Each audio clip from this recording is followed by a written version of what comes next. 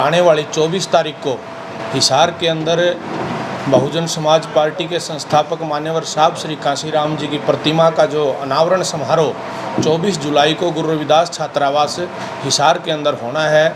विशेष तौर पर तो आज उसकी घोषणा करने के लिए हमने प्रेस कॉन्फ्रेंस बुलाई है, लेकिन वर्तमान समय में देश में जिस प्रकार के हालात बने हुए हैं, उस कार्यक्रम में हमारे जो राष्ट्रीय नेता आएंगे, वो राष्ट्रीय नेता जिनमें हमारे राष्ट्रीय कोऑर्डिनेटर माननीय आकाश आनंद जी, हमारे राज्यसभा के सांसद रामजी गौतम साहब जो 7 स्टेटों के प्रभारी हैं, उनके साथ में दिल्ली एवं हरियाणा प्रदेश के प्रभारी माननीय सीपी सिंह जी और हमारे प्रदेश के जो दूसरे नेता हैं वो यहाँ पर आएंगे। और वर्तमान समय की जो सरकार केंद्र के अंदर एवं प्रदेश के अंदर जो सरकार चल रही है गठबंधन की सरकार की जन विरोधी नीतियों के खिलाफ बहुजन समाज पार्टी गांव-गांव के अंदर जाकर के अपना मजबूत संगठन बूथ स्तर पर तैयार करके इन लोगों को हम सबक सिखाने का कार्य करेंगे।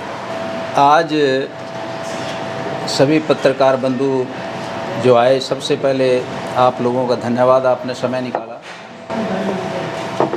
आज मेरे साथ जो प्रभारी आदरणीय बहन जी के आशीर्वाद से जिनको जिम्मेवारी मिली, लोकसभा खास करके हिसार और सिरसा, प्रभारी हरियाणा प्रदेश राजवीर सौरखी साहब और जिला अध्यक्ष हमारे मुंडे साहब, पुराने साथी हैं, बामसेम में रहे, पार्टी में जिम्मेवार साथी हैं और तमाम साथी।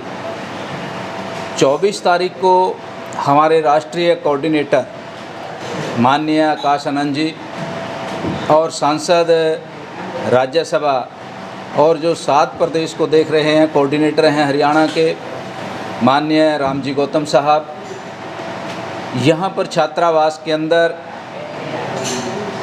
मान्यवर साहब कांशीराम जी जो संस्थापक हैं बामसेफ DS4 बहुजन समाज पार्टी के, उनका स्टैचू छात्रावास के अंदर लगाया गया है। उसका अनावरण करने के लिए हमारे राष्ट्रीय नेता यहाँ पर पहुँचेंगे।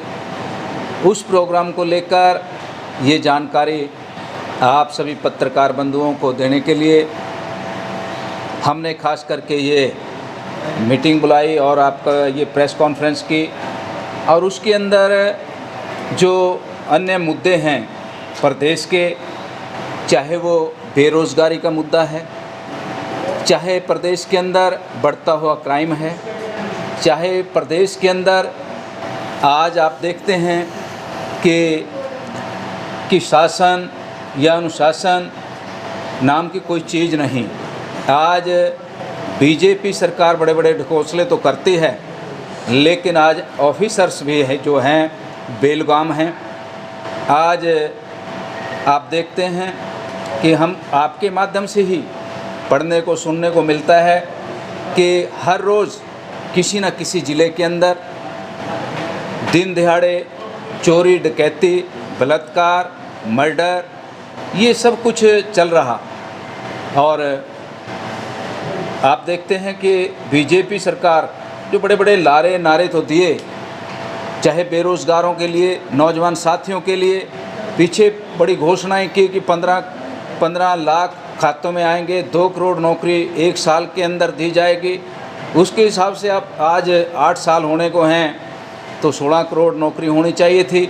उल्टे उसके विपरीत आप देखें कई करोड़ लोगों को बेरोज़गार करने का काम किया। ये सरकार जो कहती है वो करती नहीं। आप उज्ज्वला के नाम से आप पीछे देखें, आपके माध्यम से पता लगा, आज मैं सुन रहा था टीवी पर कि 1 करोड़ 20 लाख से ज़्यादा सिलेंडर ऐसे हैं जो एक बार भरे गए, दोबारा वो भरे नहीं गए। इतनी महंगाई होने के बाद सिलेंडर कितना महंगा कर दिया, एक बार तो दे दिया, लेकिन उसके बाद कोई आज सिलेंडर 1 करोड़ 20 लाख सिलेंडर एक बार भरने के बाद दोबारा नहीं भरे गए। और आज क्राइम, और अभी पीछे एक सरकार की स्कीम आई थी कि जो आउट ऑफ स्टेट के जो रिटायर्ड टीचर हैं उनको दोबारा से काम पर रखा जाएगा। लेकिन सरकार उन जो रिटायर्ड ऑफिसर हैं या रिटायर्ड टीचर हैं उनके बारे में तो सोच रही, लेकिन जो नौजवान साथी जिनकी उम्र जा रही उसके बारे में आज तक कोई विचार नहीं। आज अगर 4 साल के लिए आर्मी के अंदर प्राइवेट सेक्टर करके उसमें कि 4 साल के बाद उनको फिर छोड़ दिया जाएगा। आप देखते हैं कि जो अनट्रेंड क्रिमिनल हैं आज पुलिस उनको पकड़ने में भी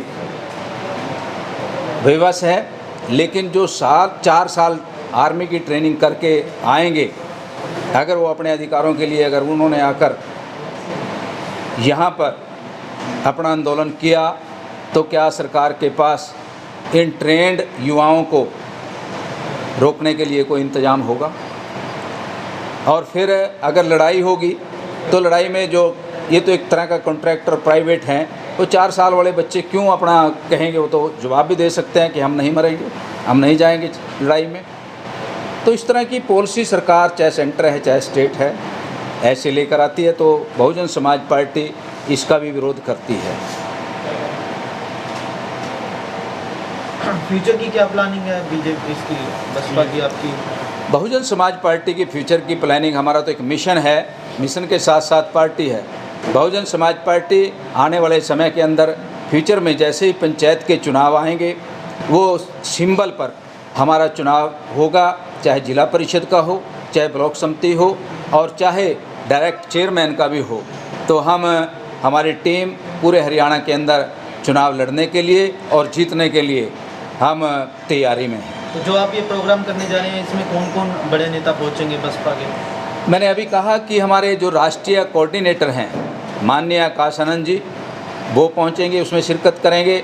हमारे राज्यसभा सांसद और जो देश के बड़े 7 प्रदेशों के कोऑर्डिनेटर हैं वो भी यहाँ पर आएंगे, वो हरियाणा प्रदेश के भी प्रभारी हैं। और हमारे सीपी सिंह जी जो हमारे प्रभारी हैं दिल्ली और हरियाणा प्रदेश के और राष्ट्रीय सचिव हैं, वो वहाँ पर पहुँचेंगे।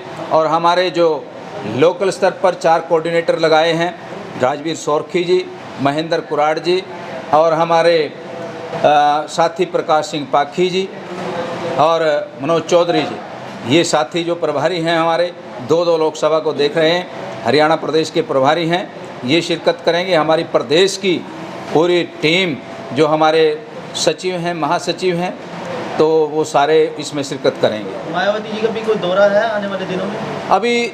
अभी नहीं कह सकते हैं हम, क्योंकि अभी हम अपनी इस तैयारी में लगे हैं कि संगठन को कंप्लीट बूथ तक, नीचे तक ले जाएं।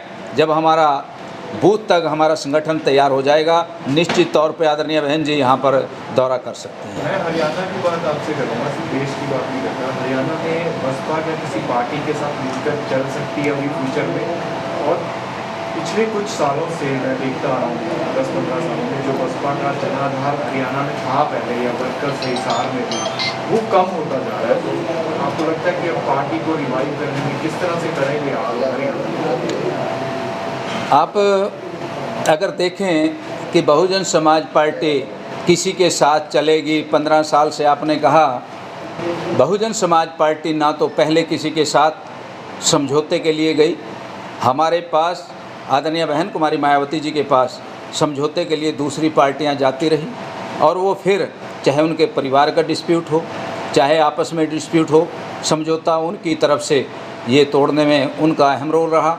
उससे पहले हमने चंद्रमोहन साहब के साथ समझौता किया, चंद्रमोहन भी, वो भी उनकी गलतियों की वजह से समझौता टूटा। बहुजन समाज पार्टी ने समझौता तोड़ा नहीं, और समझौता करने वाले भी यही थे, तोड़कर भागने वाले भी यही थे। लेकिन बहुजन समाज पार्टी के कार्यकर्ता आज भी स्टेबल हैं। हाँ, दिखाई कम दे सकते हैं, क्योंकि हमें आपसे जो चौथे स्तंभ के तौर पर आप देश के अंदर काम करते हैं, प्रदेश के अंदर काम करते हैं, हमें आपसे बड़ी आकांक्षाएं हैं। अगर आप उनको दिखाना चाहेंगे, दर्शाना चाहेंगे, तो ज़रूर नज़र आएंगे, क्योंकि हमारे कार्यकर्ता हर रोज़ किसी न किसी गांव में मीटिंग करते रहते हैं, लेकिन वो मीडिया के नज़रों में नहीं आते। तो इसलिए आपको ऐसा लग रहा है, नहीं तो बहुजन समाज पार्टी का पूरे प्रदेश के अंदर कार्य बड़ी तेज़ी से चल रहा।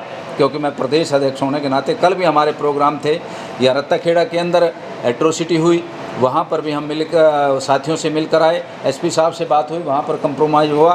तो ऐसा नहीं कि बहुजन समाज पार्टी घर में बैठी है, और बहुजन समाज पार्टी पूरे प्रदेश के अंदर आदरणीय बहन कुमारी मायावती जी के दिशा निर्देश पर जो हमें गाइडलाइन मिली है, उसके अकॉर्डिंग हम काम कर रहे हैं। तो जैसे बात करें पार्टी की तो राष्ट्रीय स्तर की पार्टी है, और एक और बात करें, मुद्दे की बात करें तो बहुत सारे जो आपने बात बताई, महंगाई की बात की, अभी आपने गैस सिलेंडर की बात की, क्या बहुजन समाज पार्टी किसी मुद्दे पे उठा करके रोडों पे दिखाई देती है? बहुजन समाज पार्टी निश्चित तौर पर जो हमारी गाइडलाइन है आदरणीय बहन कुमारी मायावती जी की, रोडों पर दिखाई ना देकर, आदरणीय बहन जी ने कहा कि आप अपना रोष जो है हेडक्वार्टर पर, जिला हेडक्वार्टर पर हमारे 200-400 लोग इकट्ठे होकर रोड ना जाम करके कि अपना रोष प्रकट करके अपना ज्ञापन राष्ट्रपति गवर्नर के नाम सौंपकर, हम चाहे वो पीछे जितने भी मुद्दे रहे हमने उस पर ज्ञापन सौंपे पूरे हरियाणा की तरफ से, चाहे वो आप देखते हैं महंगाई के मुद्दे पर, डीजल पेट्रोल के मुद्दे पर, चाहे एट्रोसिटी के मुद्दे पर, बहुजन समाज पार्टी कभी पीछे नहीं रहती। लेकिन बहुजन समाज पार्टी रोड जाम करके या लोगों को परेशान करके उसमें ज़्यादा विश्वास नहीं करती, और हम बहुजन समाज पार्टी एक कैडर की पार्टी है, सिस्टम की पार्टी है, अनुशासन को मानने वाली पार्टी है, इसलिए अनुशासन में रहकर हम ये कार्य करते हैं।